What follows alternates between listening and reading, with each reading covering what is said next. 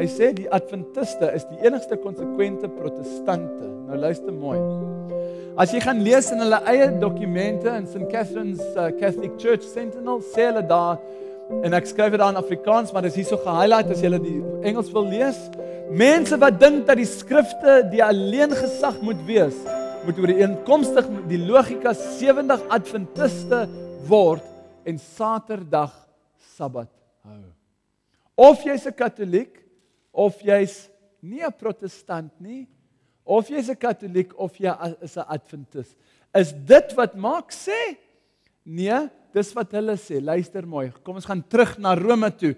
Hierdie is daai dokument van 2003 wat hulle weer uiteengesit het in 1893 wat weer gekom het in 2003. 'n Nota van die redakteurs van Marion Line Desember 2003 sê: die uitdaging wat deur Rome oor 100 jaar terug gegee is, bly. Of die Katolieke Kerk is reg, of die Sewende-dag Adventiste is reg. Daar is geen ander keuse nie. Jo. Rome sê, daar's 2 opsies. Die Bybel sê, daar's 2 opsies. Adventisme sê, daar's 2 opsies. My liewe broers en susters, dit maak nie meer saak of jy 'n Baptist is, of 'n Methodist, of 'n Luteraan.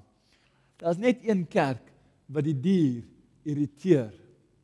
Efesiërs sê vir ons in 4 vers 4 en 5, dis is een liggaam en een gees, soos julle ook geroep is, in een hoop van julle roeping, een Here, een geloof en een doop.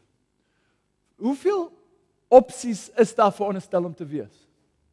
Volgens die Bybel. Hoeveel kerke is daar veronderstel om te wees? Volgens die. Baie maklik, 1. Jy sien, vandag kan Mark Woodman kies of hy Adventist wil wees, of hy miskien 'n nuwe apostolie wil wees, of 'n apostolie, of miskien 'n Pinkster wil wees, of 'n AGS, of 'n VEK, of as ek Amerika toe gaan, dan kan ek onder een van honderde duisende verskillende kleiner kerkies. Daar's Doxodeo hier ook, dan staan die Luteraanse. Mark Woodman kan kies wat vir hom die mees gerieflikste is. Sien, die probleem is, daar's net een wat die Bybel sê die waarheid is.